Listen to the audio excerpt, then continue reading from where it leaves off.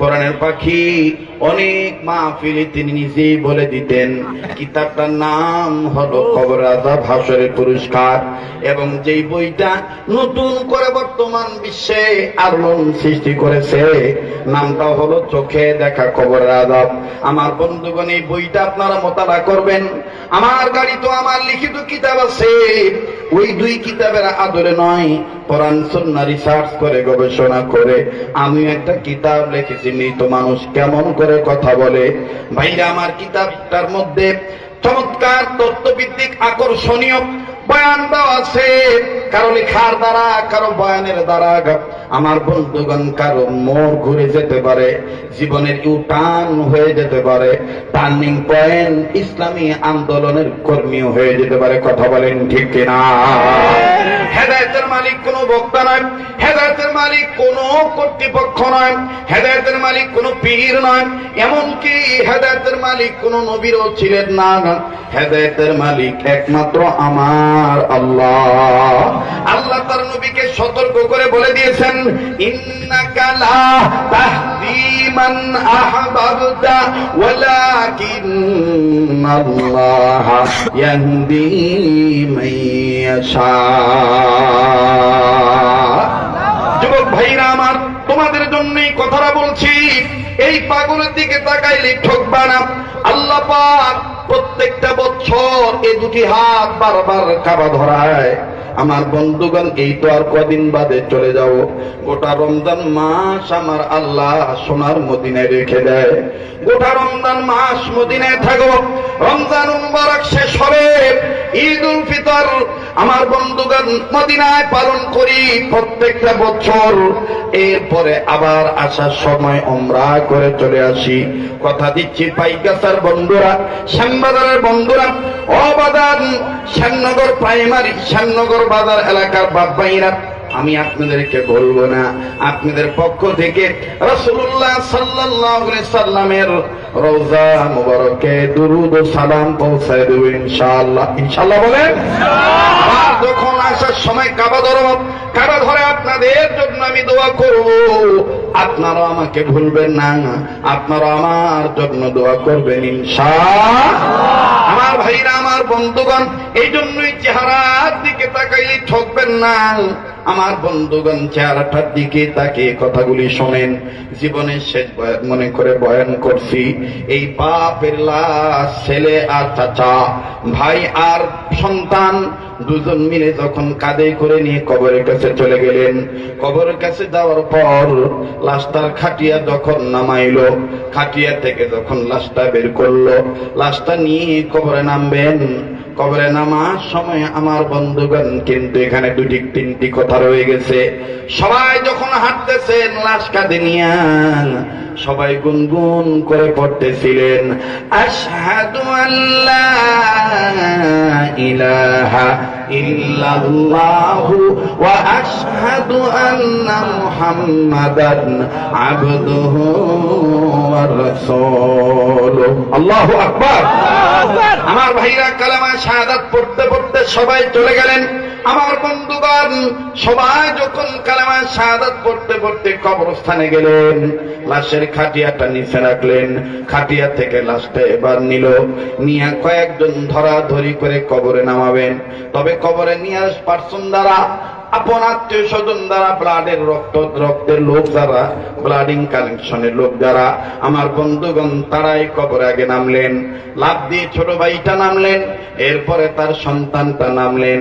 আমার বন্ধুগণ, নামার সময় যখন নামতেছেন, নামার সময় আমার বন্ধুগণ কেউ মাটি দেওয়ার জন্য প্রস্তুতি নিচ্ছিলেন।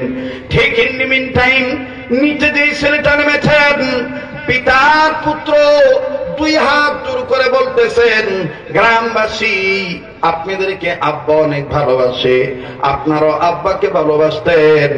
অনুরোধ করে বিনয়ের সহিত বলবো, আমার আব্বাকে আমি এই কবরে শোয়াইতে দেব না। ডাক দিয়ে বলতেছেন, কেন রে বৎস? ডেকে ডেকে বলতেছেন, গ্রামবাসী আপনারা জানেন না, আমার চোখে ধরা পড়েছে, এটা সাধারণ কবর নয়, এটা ভয়ঙ্কর একটা কবর। বলে, ভয়ঙ্কর কবর কেমনে বুঝলাম? বলে, আপনারা দেখেন নাই, আমি দেখতে পাচ্ছি কবরের এক কন্যা আর এক গর্ত দেখা যায়। এই গর্তের দিকে নজর করে দেখতে পাইলাম গর্তের ভিতরে ভয়ঙ্কর বিষাক্ত সাপ আছে। এই কথা শোনা মাত্রই চাচা উঠে গেল, গ্রামের আরো যারা নেমেছিল সবাই উঠে গেল। ভয়ঙ্কর সাপ কবরের ভিতরে। ছেলেটাকেও টানাটানি করে উঠাইল। ছেলেটা ডাক দিয়ে বললেন, বিশ্বাস না করলে আমার হাতে একটা কাঠি দেন, অথবা খুন্তা দেন, অথবা কবরের মাটি সরানোর যে বস্তুটা আছে সেটা দেন। আমার বন্ধুগণ ছেলেটা হাতে নিল। হাতে নিয়ে যেই গর্তে সাপ, এই গর্তের মুখ থেকে মাটি সরাইলেন। যাহা মাত্র মাটি সরানো হল, আমার বন্ধুগণ ভিন্ন রঙের বিষাক্ত সাপ ফনা তুলে কবর থেকে বের হলো। গর্ত থেকে মুখটা বের করলেন। আমার ভাইরা মনে হচ্ছে মুখ থেকে আগুন বের হইতেছে। ছেলেটা কান্দা ডাক দিয়ে বলে, আল্লাহ দেন না, একটা ডাক দেন না, বলেন না আল্লাহ, আবার বলেন না আল্লাহ। ভাইরে, এই কবরে আমার আপনার যেতে হবে, যেহেতু মৃত ব্যক্তিদের রুহের মাগফিরাত কামনায় মাহফিল, এই জন্য সাবজেক্ট আমি এটাই নিয়ে আসলাম। সন্তান কান্দে আর ডাক দিয়ে বলে, আল্লাহ আমার জানা মতে আমার বাবা তো কার কোনো ক্ষতি করে নেই, আমার বাবার কবরে কেন এই সাপ দেখা যায়? না না, আমার বাবাকে আমি এই কবরে রাখতে দিব না। এলাকার মানুষদেরকে অন্যায় বিনয় করে ডাক দি বলে, মুরব্বীরা মনে কষ্ট নিবেন না, আমার বাবাকে এই কবরে আমি রাখতে পারবো না। আমার যেই বাবা আমার ঘুমানোর সময় মশারি টাঙিয়ে দিত, যেই বাবা মশা যেন আমাকে কামড়ায় আক্রমণ করে আক্রান্ত না করতে পারে, আমার বাবা নিজে মশারি টাঙিয়ে দিত। আমার বাবা মশা নিধনের মেডিসিন প্রয়োগ করতো। আম্মা জান যদি ভুলবশত মশারি টাঙাইতে ভুলে যাইতেন, আমার বাবা আমার মাকে ধমক দিয়ে বলতেন, আমার কলিজার টুকরা ঘুমাবে, কলিজার টুকরাকে মশা কামড়াবে, তুই কেন মশারি টানাস নাই? যেইভাবে যেই বাবা বলতো, সেই বাবাকে আমার চোখের সামনে যেই কবরে সাপ, ওই কবরে আমি আমার আব্বাকে রাখতে পারবো না। অনুরোধ করে বলি, আমার বাবার জন্য আর একটা নতুন কবর খনন করে। এলাকার মুরব্বী আলেমরা সিদ্ধান্ত দিয়ে দিলেন, যেহেতু ছেলেটা তার বাবার ওয়ারিশ, যেহেতু ছেলেটা তার বাবার একমাত্র পুত্র সন্তান, এই ছেলে যেহেতু চাচ্ছে না তার বাবাকে কবরে শোয়ানোর জন্য, অতএব এই কবরে আর তার বাবাকে শোয়ানো হবে না। নতুন করে একটা কবর খনন করো। আমার ভাইরা সময় নিয়ে দ্বিতীয় আর একটা কবর যখন খনন করা হলো, এবার দ্বিতীয় কবরের মধ্যে ছেলেটা ডাক দিয়ে বললেন, চাচারা, এলাকাবাসী, ওলামায়ে কেরাম বৃন্দ, আপনারা একটু ধৈর্য ধরেন, আমি কবরটা একটু চেক করে দেখি কবরে কোনো ঝামেলা আছে নাকি। ছেলেটা এবার বাবাকে শোনানোর জন্য আমার বন্ধুগণ আবার তখন দ্বিতীয় কবর চেক করা শুরু করলো। দ্বিতীয় কবর চেক করতে যাই নজর করে দেখতে পাই, প্রথম কবরে একটা সাপ, দুইটা সাপ ছিল। দ্বিতীয় কবরে আমার বন্ধুগণ আরো দুইটা সাপ দেখা যায়। ছেলেটা চিৎকার দিয়ে বললেন, মালিক, ও আমার আল্লাহ, দেন না একটা ডাক, দেন না, দেন না, দেন না। যারা বিশ্বাস করেন কবরের আযাব সত্য, যারা বিশ্বাস করেন কবরের জগৎ সত্য, তারা নিজেদের গুনাহ মাফ পাওয়ার জন্য ইবাদতকারী হওয়ার লক্ষ্যে আওয়াজ দিয়ে বলেন না আল্লাহ, আর বলেন না আল্লাহ। ডাক দিয়ে বললেন, মালিক আমার আল্লাহ, আমার বাবার কবরে কেন এই জায়গাও সাপ? না না না, আমার বাবাকে আমি এই কবরও শোয়াইতে দিব না। এলাকার কিছু কিছু মানুষ ক্ষিপ্ত হয়ে গেল, তোমার বাবার পাপের কারণে তোমার বাবার কবরে সাপ দেখা যায়, এতে আমাদের বিলম্ব কেন করাইতেছ? আমাদের ছেড়ে দাও, নইলে তোমার বাবার লাশ নিয়ে তুমি কবরে পড়ে থাকো। এবার ছেলেটা ডাক দিয়ে বললেন, মুরব্বীরা মাফ করে দিবেন, শেষ একটা সুযোগ দেন, তৃতীয় আর একটা কবর খনন করেন, যেই কবরে সাপ থাকবে না ওই কবরে আমি আমার আব্বাকে কবর দিয়ে দেব। এলাকার মানুষ তড়িৎ গতিতে করে যখনই নামাজের রক্ত হয় সেখানে নামাজ আদায় করে নেয়। উম্মতের আলেমরা ওই জায়গায় আসেন। আমার বন্ধুগণ, তৃতীয় কবর খনন করা হলো।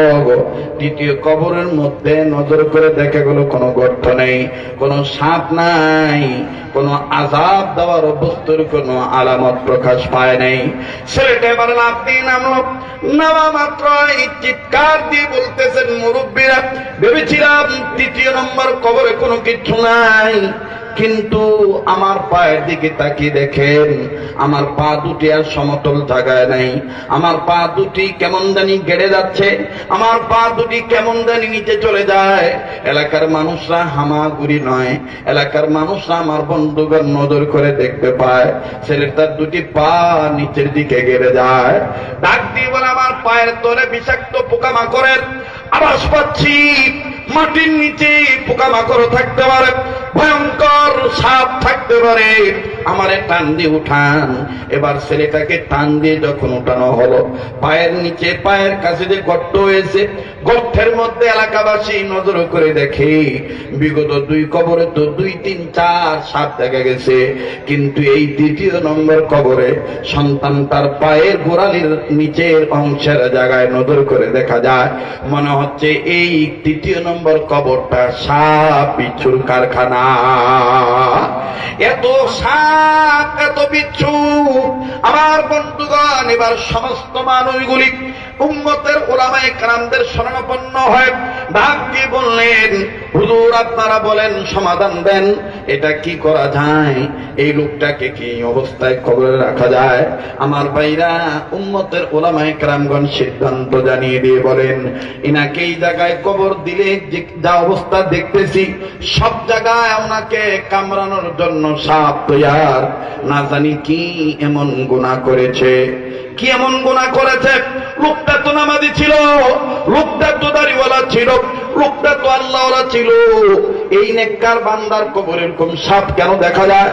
মনে হয় লোকটার কোনো গোপন গুনাহ ছিল, যে গোপন গুনার কারণে তার কবরের কোন ভয়ঙ্কর আযাবের দৃশ্য দেখা যায়, আযাবের বস্তু দেখা যায়।